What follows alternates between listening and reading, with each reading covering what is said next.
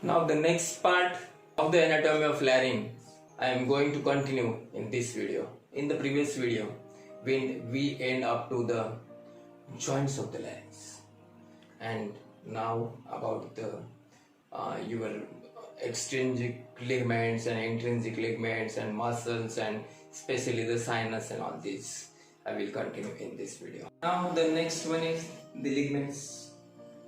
For the larynx, there are two types of ligaments. One is extrinsic and one is intrinsic.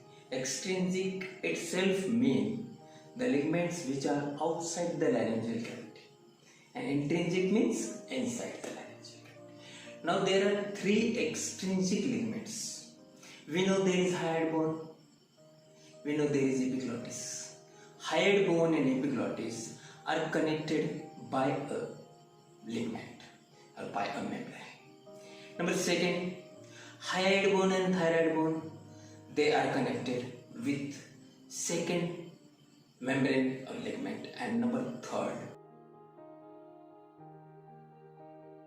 they are also connected with a ligament. Now who is connected with whom?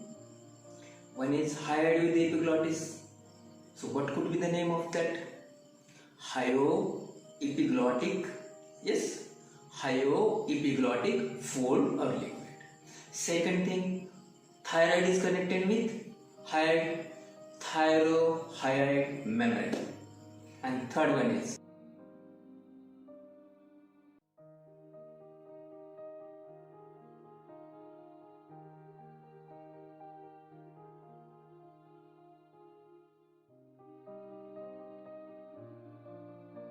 with the cartilages, but even they are more important than these connections because they are forming the folds. They are forming the folds, and that is much important because those folds are working for the you can say sinus of the larynx. That is the main part of the larynx which is making the sound. These two and all these, that is these membranes and these folds are playing role there.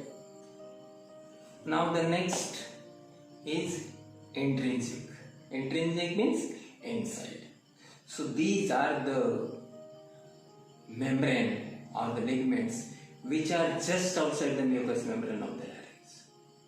Outside the mucous membrane of, you can say, sinus of the larynx. So this is the sinus of larynx. By this side and by this side, sinus remains intact. So these are the folds which are just lying outside the mucous membrane. Now this is the sinus. Now fold above the sinus is there and fold below the sinus is there. Now this fold above the sinus is called as quadrate membrane, whereas fold below the sinus is called as conus elasticus. Now this quadrate membrane, we will talk about each. The quadrate membrane is having relation with your arytenoid. Quadrate membrane, now this is cricoid. Here is one arytenoid and here is one arytenoid. From the arytenoid, a membrane extend. From the arytenoid, a membrane extend to the epiglottis. A membrane extend to the epiglottis, and this is called as quadrate membrane. Now this extending membrane, it has a thickened fold, and that is called as epiglottic fold. Now the lower portion, conus elasticus. So the conus elasticus is formed by a membrane which is extending from the lamina, of cricoid, and this lamina extend and it forms a membrane that is called as conus elasticus. This is a quadrate membrane. It has lower free border. This is quadrate membrane. The lower border of the quadrate membrane is free. There is no attachment. Whereas at the upper, it is attached with the epiglottis. This lower free border of the quadrate membrane, it forms a fold which is upper fold of the sinus, and that is called as vestibular fold, which is a part and parcel of the cavity of larynx or the sinus of larynx. Now this is the vestibular fold formed by quadrate membrane. Now there is one more fold. We know that conus elasticus, a lower, and now this is extending from the lamina of cricoid. Now this extension leads to the anterior end of this conus elasticus, and this anterior end of the conus elasticus, it is also thickened, and this thickened anterior end forms a fold, and that is called as vocal fold.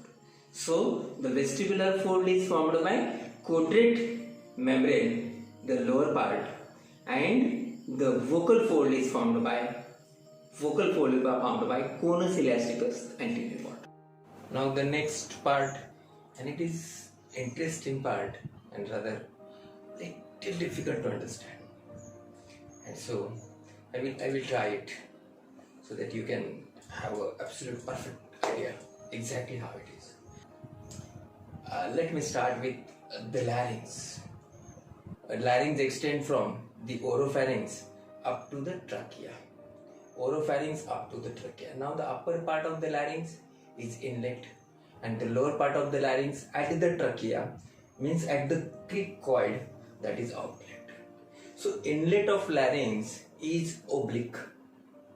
Are you getting? It is oblique, it is not straight. Inlet of the larynx is oblique, and it is bonded anteriorly by, but natural, the epiglottis. It is bonded anteriorly by the epiglottis, posteriorly by, now we are knowing this is cricoid.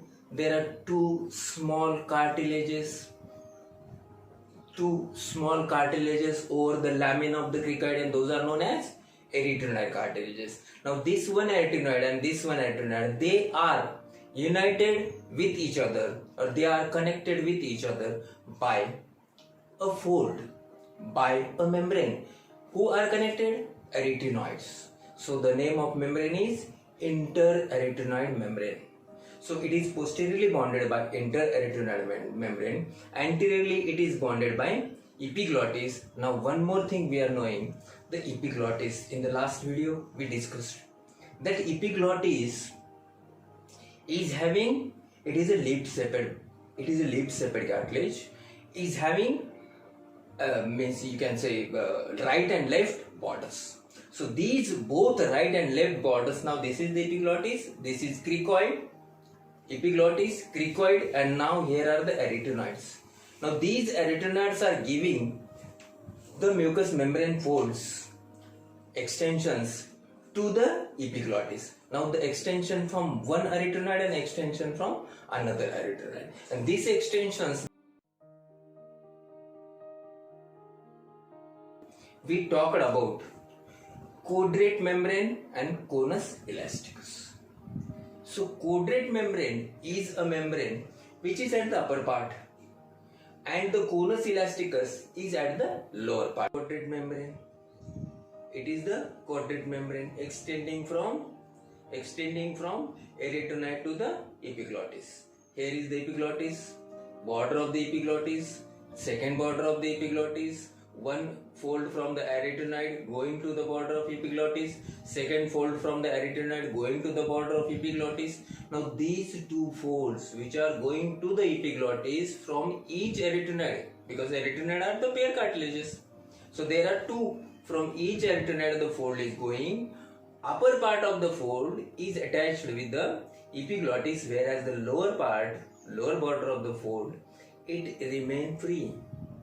This lower border remains free, and this lower border of the fold, it forms a part of the sinus, and that is called as vestibular fold of the sinus.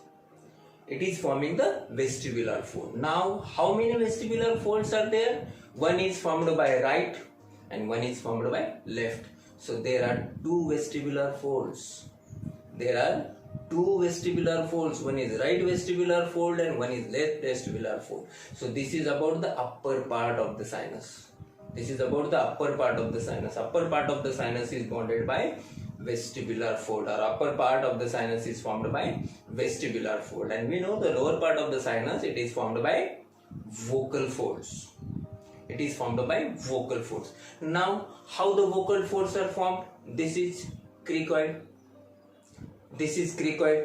Now here is the thyroid. Is it? This is the cricoid, here is the thyroid. Now this is one lamina of thyroid and another lamina of thyroid. Now what happened here? A membrane from the cricoid, lamina of the cricoid, a membrane from the lamina of the cricoid, it extends in this direction and in this direction. Are you getting?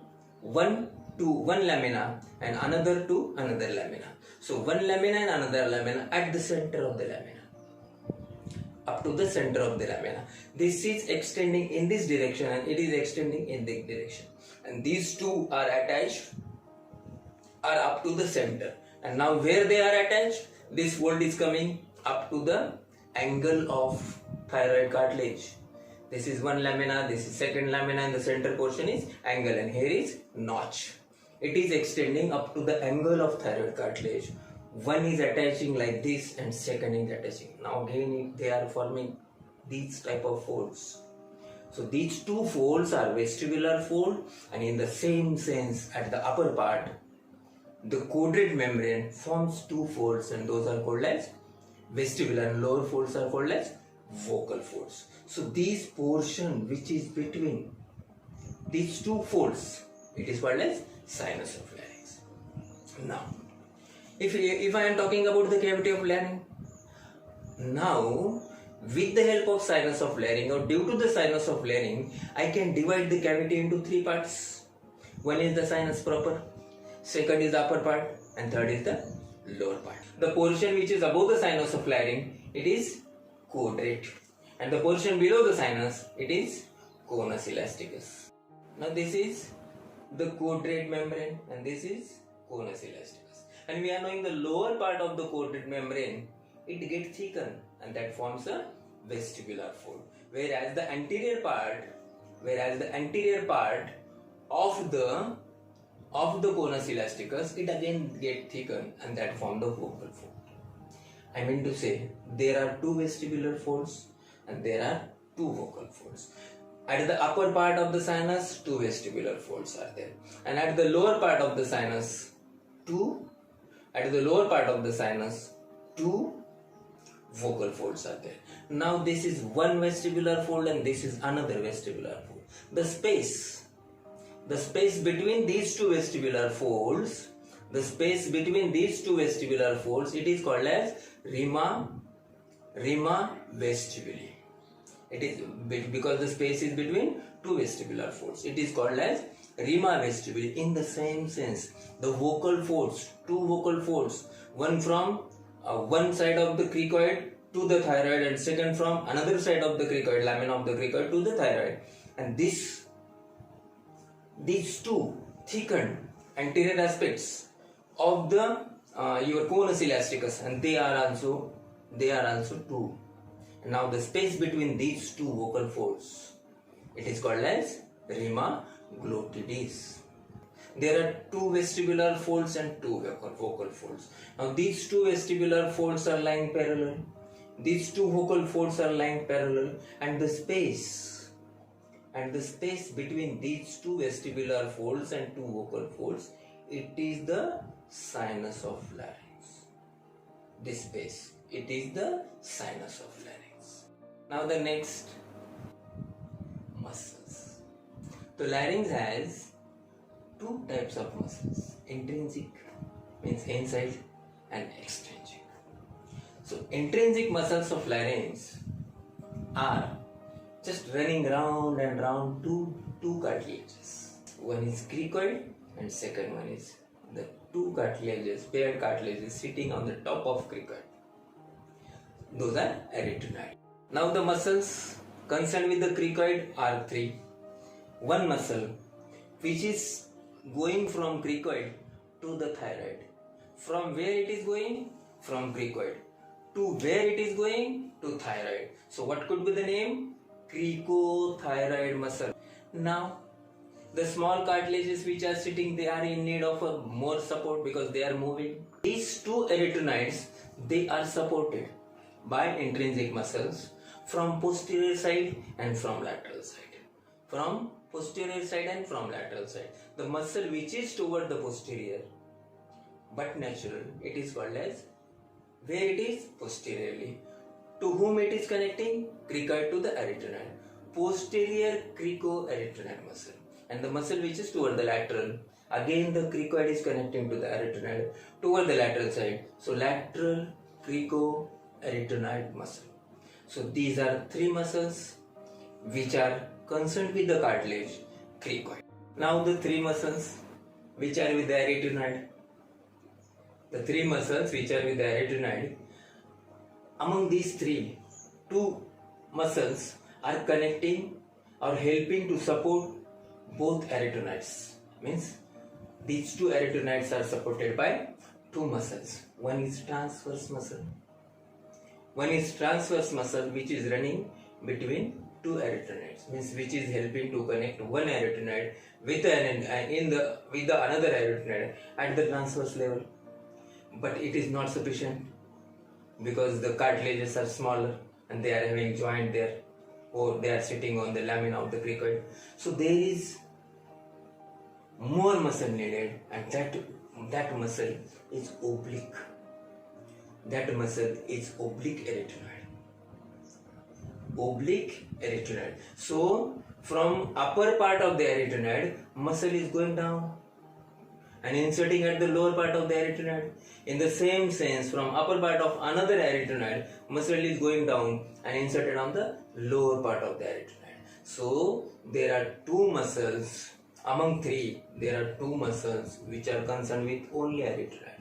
One is transverse arytenoid and second one is oblique arytenoid. Now the third muscle is the muscle which is concerned with the arytenoid cartilage and thyroid cartilage.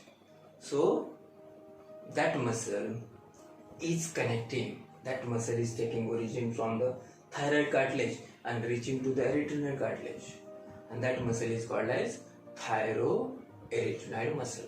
So these are 6 intrinsic muscles. 3 are concerned with the cricoid and 3 are concerned with the arytenoid. So this is what about the intrinsic muscles of the larynx. Hope so the main part, that is sinus and vocal folds, hope so you are happy with that, and thanks for observing the video first part and second part. Actually larynx was divided into 2 parts because really it get hectic little to have a clear idea. And now one more thing, let me tell you, the role of teacher is to explain the things in a simple way. Nothing to do with the book and study and all this, that is your part. Our part is to explain the things so that you can perfectly understand. Now suppose you are observing the 2 videos of larynx, it is sure and certain that you are well familiar with the exact idea of the larynx. And if you are familiar with the idea of larynx, you can start writing the answer. In the answer, you can start the introduction, what larynx is exactly. And you are having absolute knowledge. Now start one by one. Put a heading there, the cartilages. And now write there are 3 paired and 3 unpaired cartilages, and write about each and every cartilage. And draw a simple figure there. So that I can put a fine impression.